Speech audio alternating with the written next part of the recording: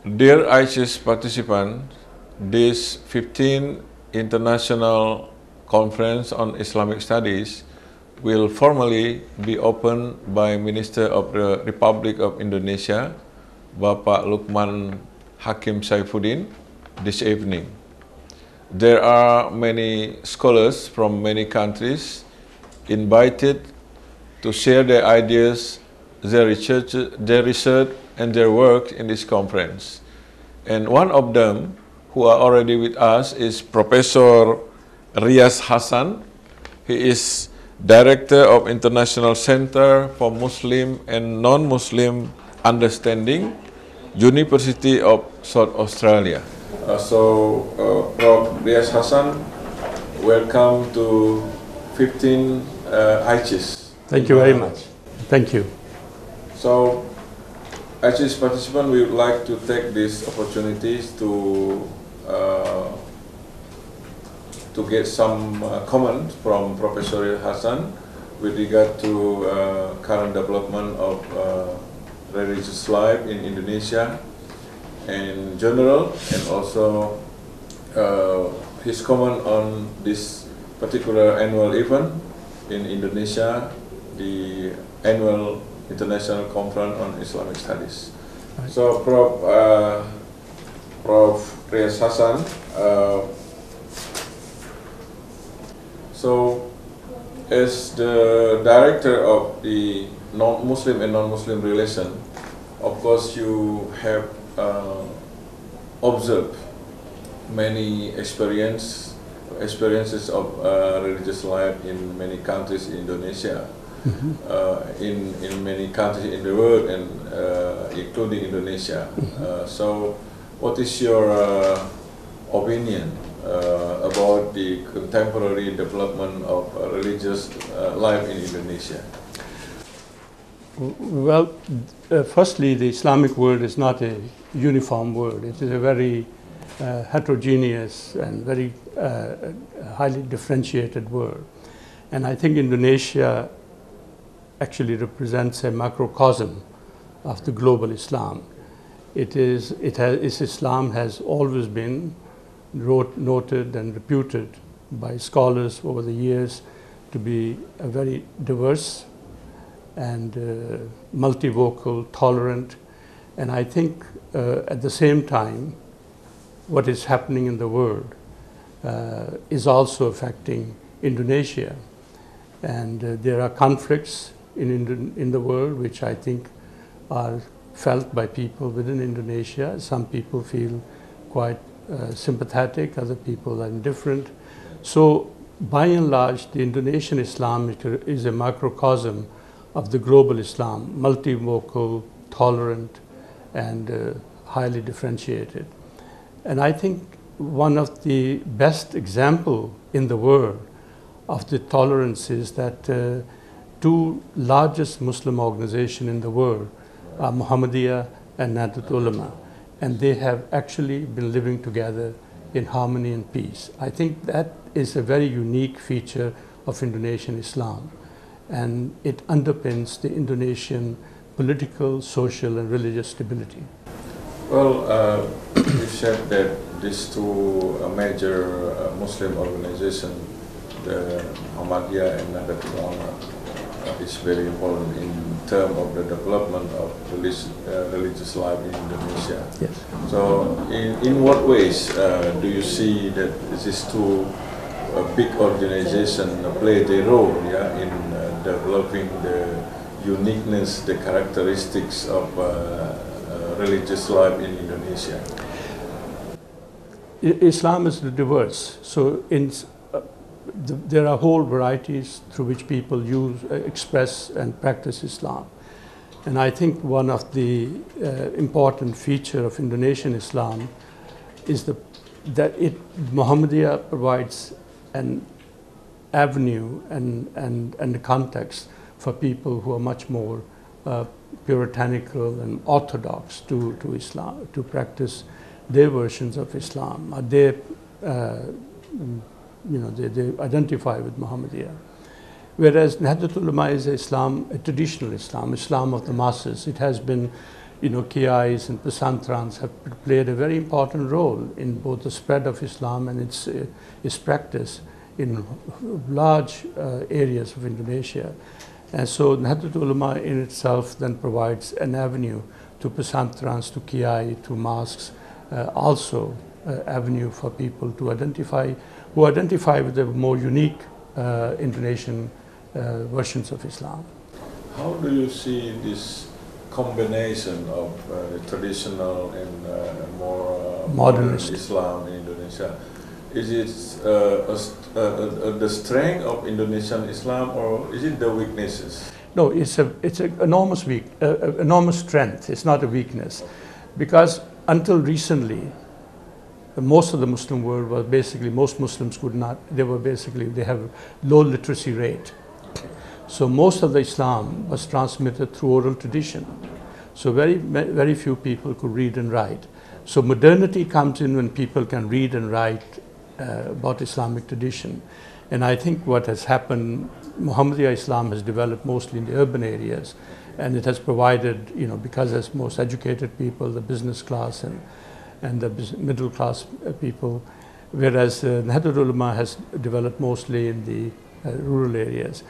I think it is it's not only unique to Indonesia, but South Asia, because Indonesian Islam really does not come from Arabia. It comes from South Asia. And South Asian Islam has also been characterized by Sufi tradition as well as more modernist tradition. So Muhammadiyya is a more modernist tradition. That doesn't mean it's different. It's just a tradition which is practiced by ulamas and more literate people, whereas Islam of the Sufi Islam is much more common among the people, the masses. And it is a source of great strength. I think every country in the world would have to recognize that people practice Islam in different ways. So we have to not only recognize and respect different traditions, different practices within the Islamic world. The problem arises when the Muslim countries begin to become intolerant that only one type of Islam is authentic. There is no authentic Islam. Islam is what people practice. So it is exactly the strength of Indonesian Islam. It very much so, yes.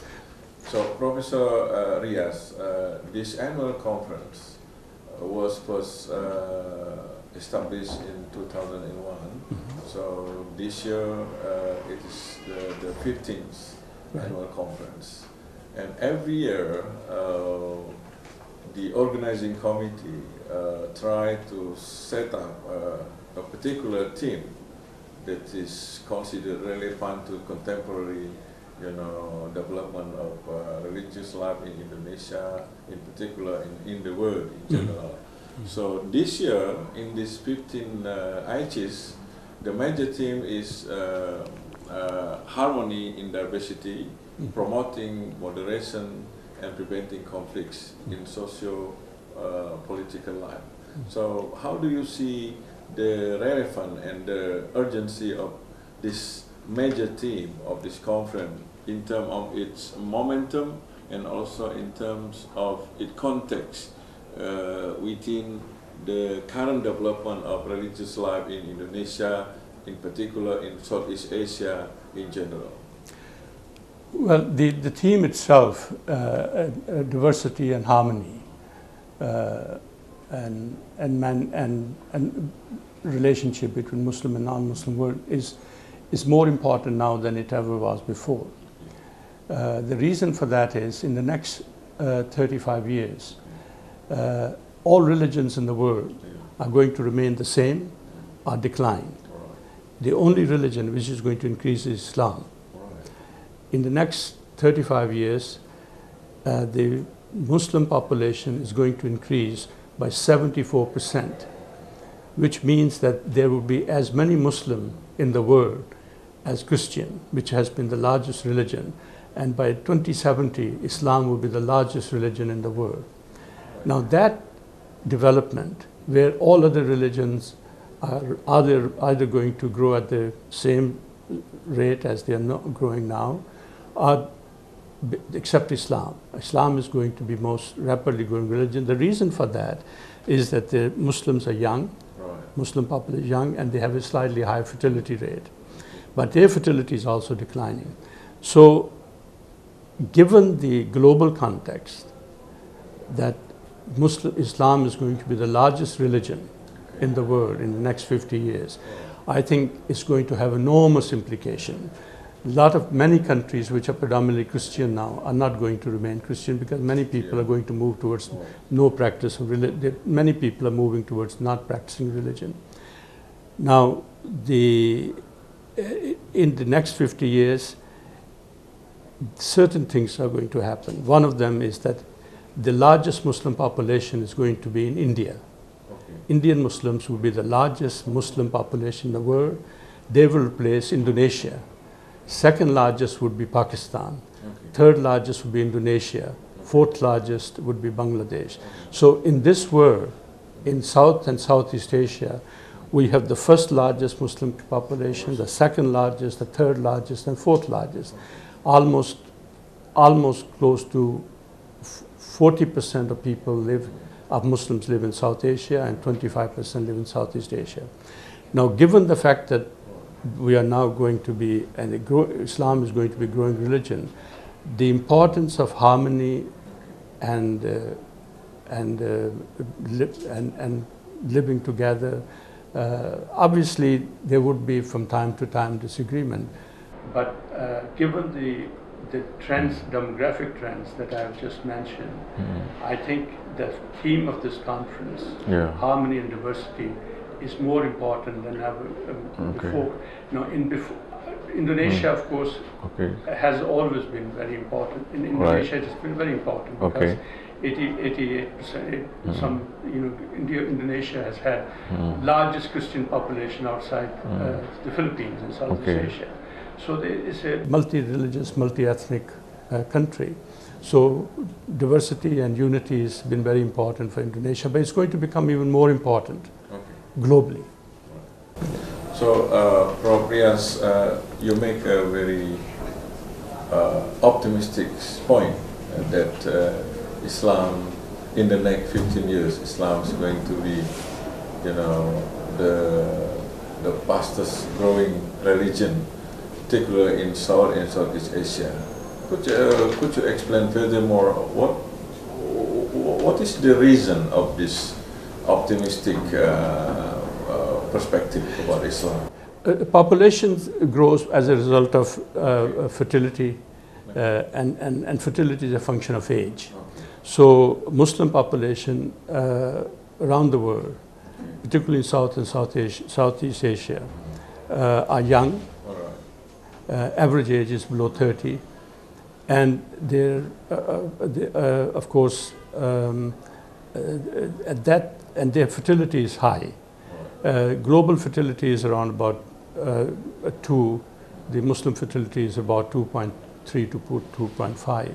So these two combination, youthful age structure and high fertility, are the main reason, not conversion. Conversion plays very little role in the growth of religion, any religion. So the population growth? It is population growth primarily. Because population growth in Indonesia is slow, therefore the growth of Islam in Indonesia is going to remain constant. Family planning. That's correct. Whereas in South Asia, the rate is higher. Therefore, the rate of, for example, in India, at the moment there are 170 million Muslims, and in 2050 there will be 310 million Muslims, and Pakistan would have close to 300 million, and then Indonesia, then Bangladesh. But basically, this is a function of age structure and fertility. Well, Prof, so in the next 15 years, we're going to have a different map of world religion.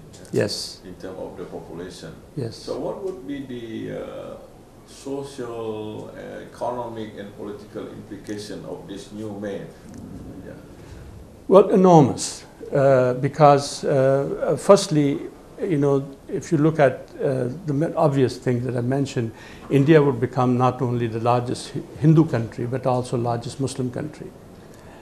And at this point in time, I think the evidence shows that the Indian Muslims are not doing as well as, for example, the other groups. And so that's going to raise issues about equality and citizenship. And in Pakistan and Indonesia, Bangladesh and other parts of the countries, the same issues are going to equality of citizenship. But more importantly, I think as Muslim populations become more educated, they would want to have more diverse practice of Islam. And Muslim countries have to accept that the Muslim identity is not one, but multiple Muslims have. I mean, Islam is not a, religion is not an independent variable, it's a dependent variable in the sense that people choose to practice Islam that suits them. And I think as diversity of population increases, there would be a tension because there will be people who want to practice only one type of Islam. And then there would be also tension between those who say, look, this Islam is more compatible with my temperament. So the history and personality of the country, of the region, will largely shape the kind of Islam which will develop. So I think one of the very important development which is going to occur, that the Islamic Ummah will become multiple Ummahs. So there will be a South Asian Islam, there will be South Asian Islam, there will be Arabic Middle Eastern, non-Arabic Middle Eastern, Turkey and Iran, and then there will be South African Islam and Islam of the diaspora Muslim communities in the West. Okay, Prof, let's back to this annual conference. So this annual conference is designed by Ministry of Religious Affairs, especially the Director General of Islamic Education, as an international stage that can provide a stage for Indonesian scholars to promote their works and to improve the quality of Indonesian Islamic studies, and also to invite scholars from international scholars to pay more attention on Indonesian Islam. So this conference will be continued. Next year, inshallah, we'll be in Lampung, and year after we'll be in other provinces with different major teams. So we would like to have your suggestion about this conference, so that this conference can fulfill, the interests of the Indonesian people. Well, given the fact that it brings together a lot of Indonesian scholars and international scholars, I think the relevance of this conference is that the Islamic scholarship at the moment tends to be, is basically confined to Islamic universities. But I think there is enormous need for empirical research on Islam as is practiced by Muslims. There is very urgent need to understand how better relationship can be promoted between Islam, Muslims and non-Muslim countries. And Indonesia, this is a very major issue because even this province, then you have certain areas from Aceh to Irian Jaya to Ambon to Manado. You have enormous diversity of how people practice Islam, and also the relationship between Muslim and non-Muslim. So I think Indonesia has to develop a scholarship to promote tolerance between different groups. And secondly, I think there is a very important need for Indonesian government and Indonesian authorities to promote religious scholarship, which is not only recognized within Indonesia but also has a global standing. Well, I think that's all we have this morning. And thank you very much for your time and for sharing your perspectives on AICIS and on Indonesian Islam. We hope you enjoy the conference and have a nice time in this beautiful city of Manado. Thank you very much. I'm looking forward. Thank you very much. Wa alaikum salam. Thank you. Okay. All right. Okay.